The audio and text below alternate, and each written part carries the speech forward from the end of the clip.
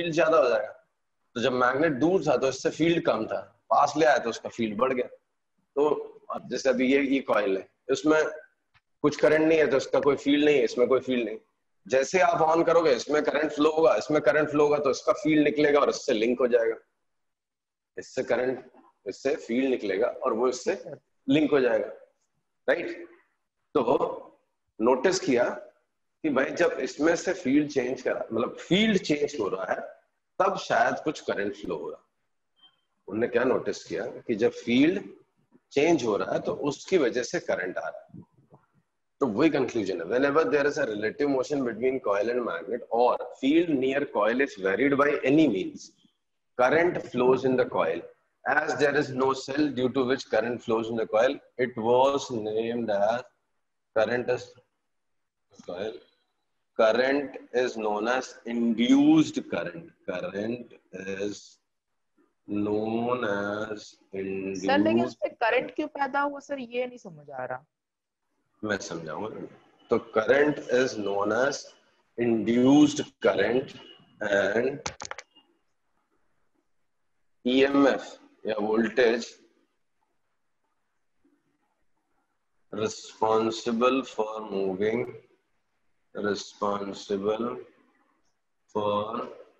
moving charge through the coil was named as induced EMF.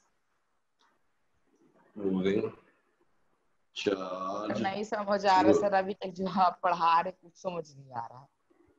बेटा अभी तक मैंने आपको समझाया नहीं, अभी तक तो मैं आपको ये बता रहा हूँ कि उसने ऑब्जर्व क्या किया और उसने क्या कंक्लूड किया।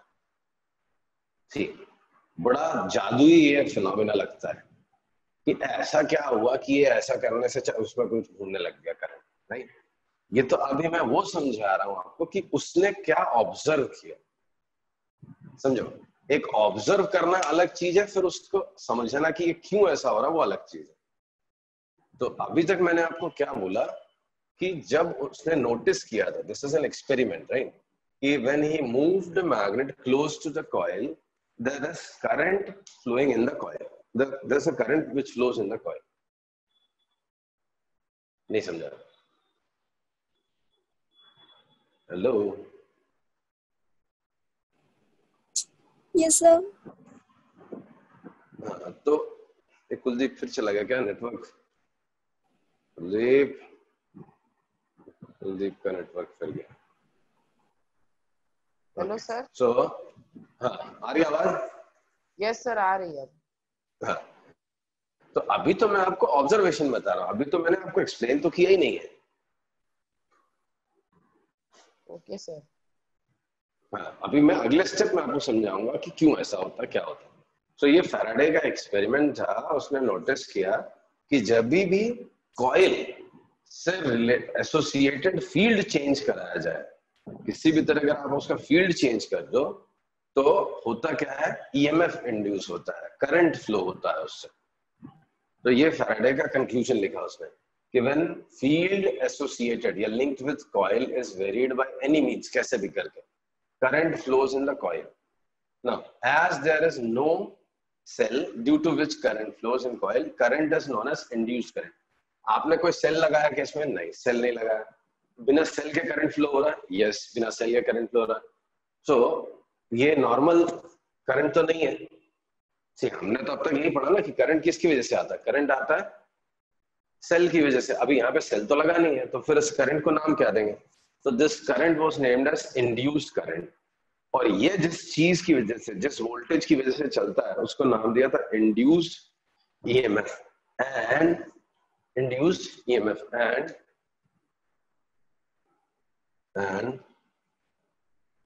phenomena was named as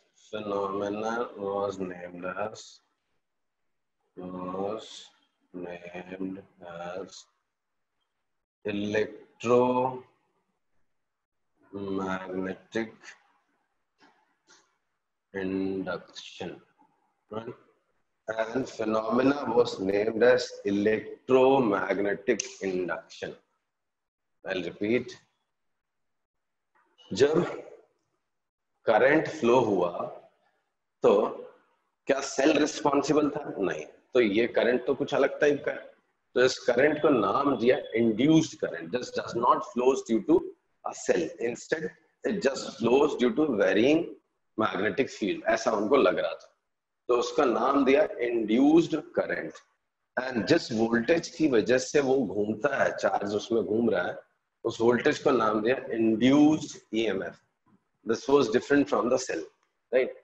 and this phenomena, इस प्रोसेस को नाम दिया उन्होंने इलेक्ट्रोमैग्नेटिक इंडक्शन. तो ये फैराडे का ऑब्जर्वेशन था एंड ये उसका कंक्लूजन था. This was conclusion he give. ठीक है, नहीं कन्विंसिंग लग रहा है? This is Faraday's experiment. ये उसने एक्सपेरिमेंट किया था.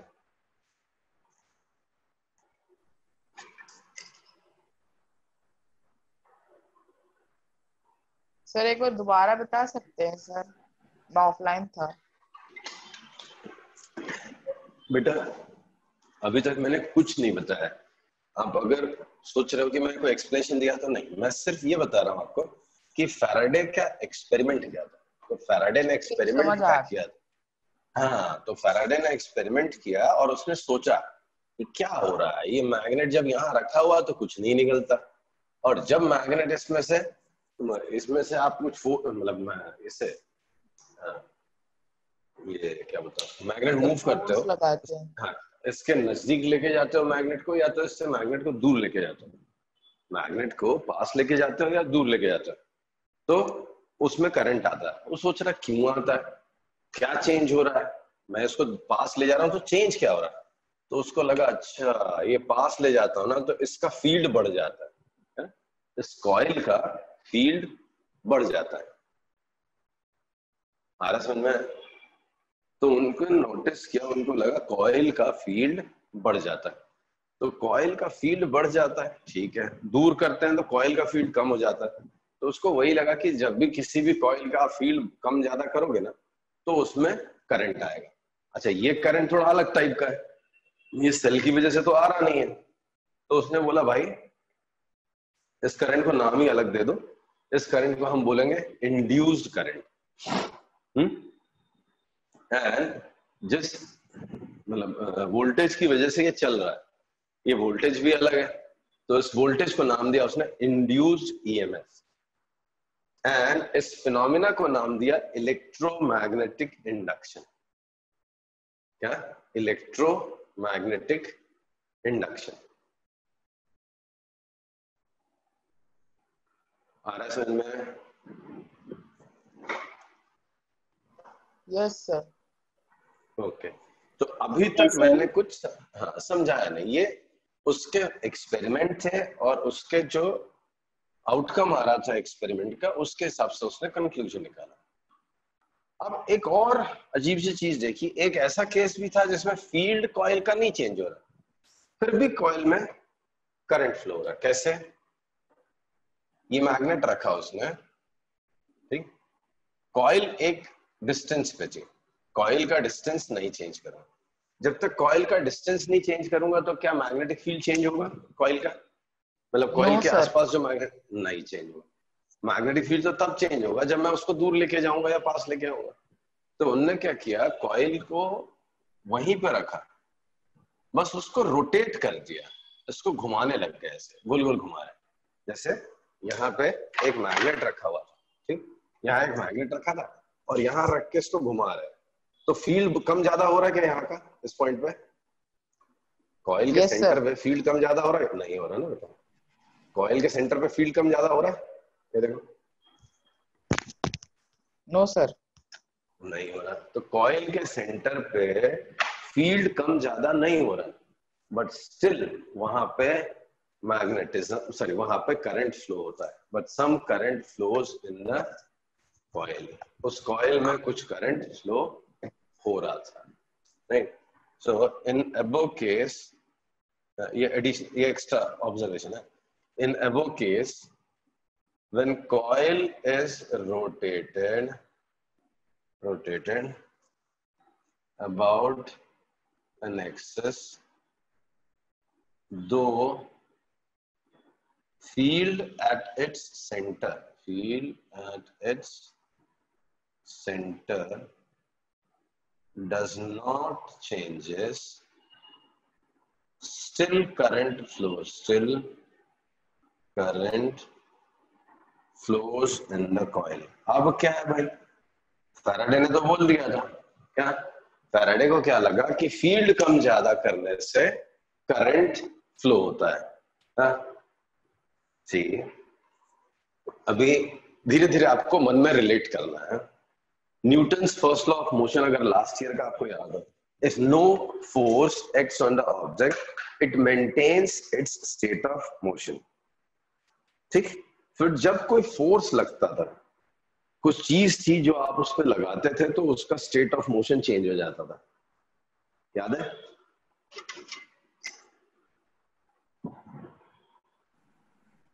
Yes sir.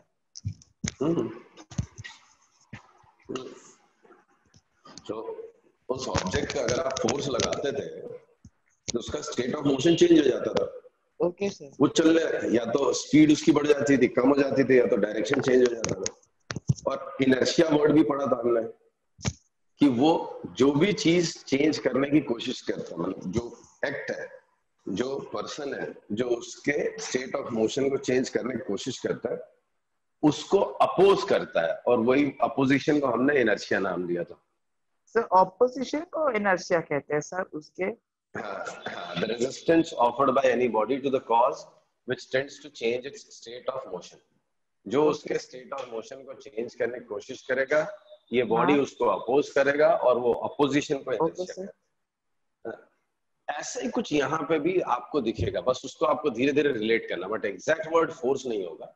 यहाँ पे भी कुछ तो लग रहा है जिसकी वजह से वो कुछ उसमें करंट आता है, उसकी मैग्नेटिक स्टेट जैसा कुछ एक वर्ड यूज करूंगा मैं एग्जैक्ट मैग्नेटिक स्टेट जैसा कुछ होता नहीं है, ऐसे बोल रहा हूं कि उसके अंदर कुछ तो, कॉइल के अंदर कुछ मैग्नेटिक फील्ड लिंक था या कुछ तो था, जो कम ज्यादा होने की वजह से उसको लगता नहीं है मेरे अंदर जितना मैग्नेटिज्म है उतना मेंटेन होना चाहिए, तो उसके लिए खुद वो अपना करंट घुमाने लगता है।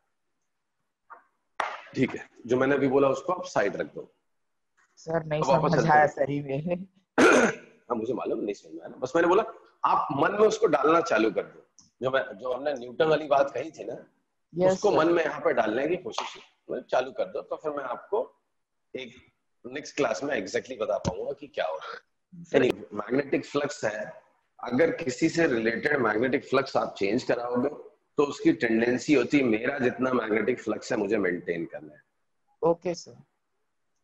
तो वो काइंड ऑफ इनर्शिया है, इलेक्ट्रिकल इनर्शिया बोलते हैं, वो अपना मैग्नेटिक फ्लक्स मेंटेन करने की कोशिश करता है।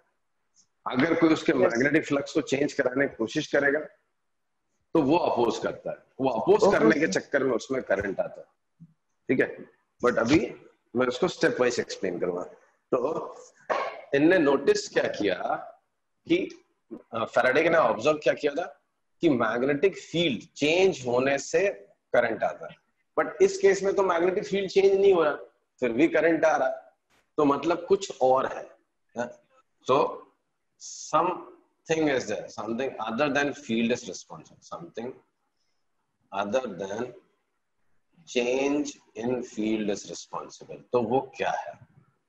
Field is responsible.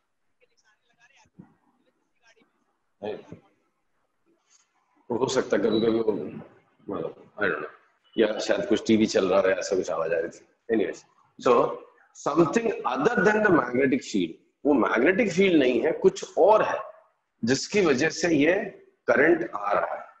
तो वो क्या हो सकता था? तो बड़े अलग अलग नाम, पहले अमाउंट ऑफ मैग्नेटिक फील्ड, ये ना वो, बहुत सारी चीजें अगर बोलते गए, बाद में एक बड़ा प्रिसाइज वर्ड आया, मैग्नेटिक फ्लक्स। मैग्नेटिक फ्लक्स, तो क्या वर्ड आया? मैग्नेटिक फ्लक्स वर्ड सामने आया। तो पहले तो मैग्नेटिक फ्लक्स अपन समझ लें क्या होता है, ठीक है? Let's try to understand what is magnetic flux. ये मैग्नेटिक फ्लक्स होता क्या है पहले वो समझेंगे हम। तो मैग्नेटिक फ्लक्स एक एरिया से लिंक होता है, तो magnetic flux associated with an area associated with an area is due to is total number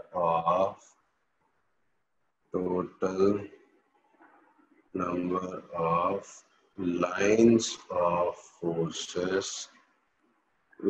forces passing through that area.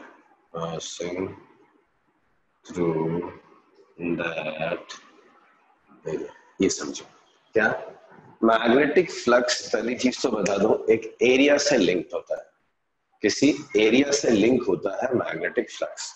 And magnetic flux associated with any area is the total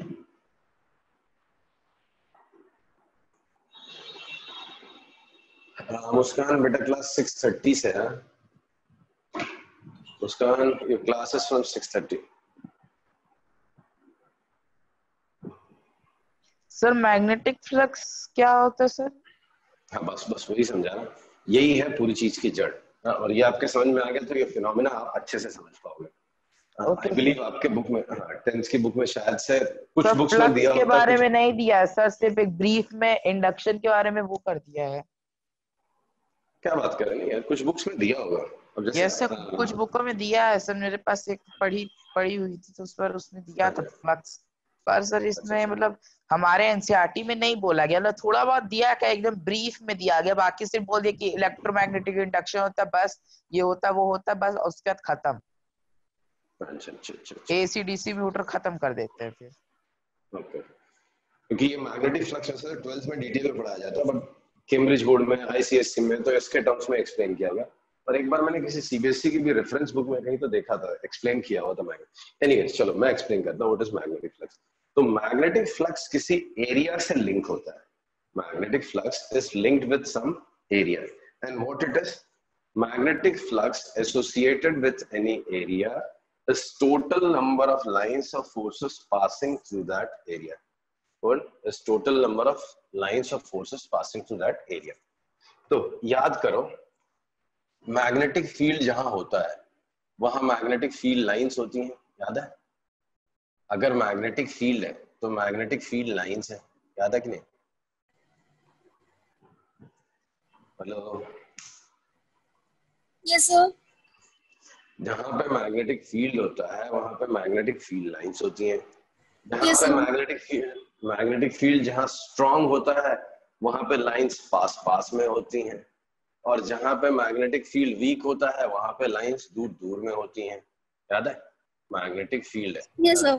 तो हाँ, तो यहाँ पे अगर lines pass में, देखो यहाँ lines pass में, तो यहाँ से लाइंस पास में है तो ये क्या हो गया, यहाँ पे फील्ड स्ट्रांग है, यहाँ पे फील्ड वीक है। तो field is stronger in the region where lines are closer to each other, whereas if lines are separated, if magnetic field lines are well separated, then the magnetic field is weaker in the region। ये चीजें हमने पढ़ रखी हैं, ठीक है? तो पहली चीज तो मैं बोलूंगा जहां मैग्नेटिक फील्ड है वहां मैग्नेटिक फील्ड लाइन है। ओके, अब इमेजिन करो इस रूम में यहाँ पे मैग्नेटिक फील्ड है, इस रीजन में मैग्नेटिक फील्ड है, तो अगर मैं ऐसा एरिया रख दूं तो इससे कुछ लाइंस कट करके जाएंगी या नहीं जाएंगी?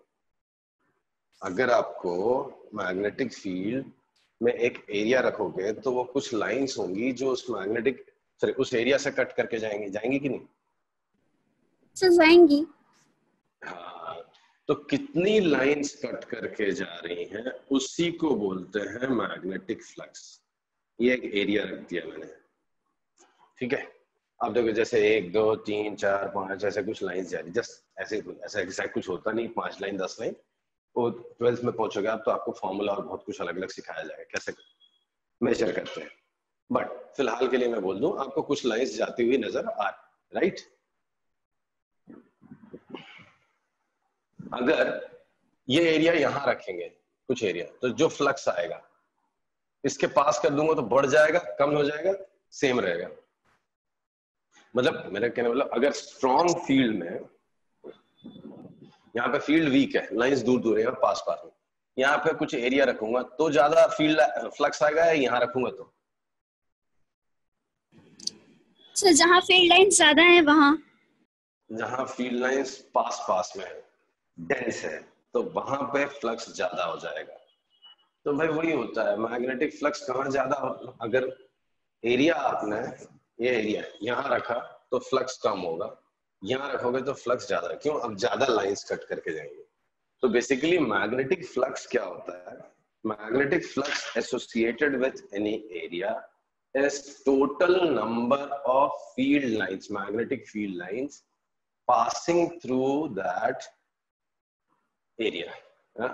Number of lines of forces या field lines कह लो, lines of forces हटा के field lines कह लो। total number of magnetic field lines, magnetic field lines लिख देता हूँ, passing through that area is flux, right? आ रहा समझ में?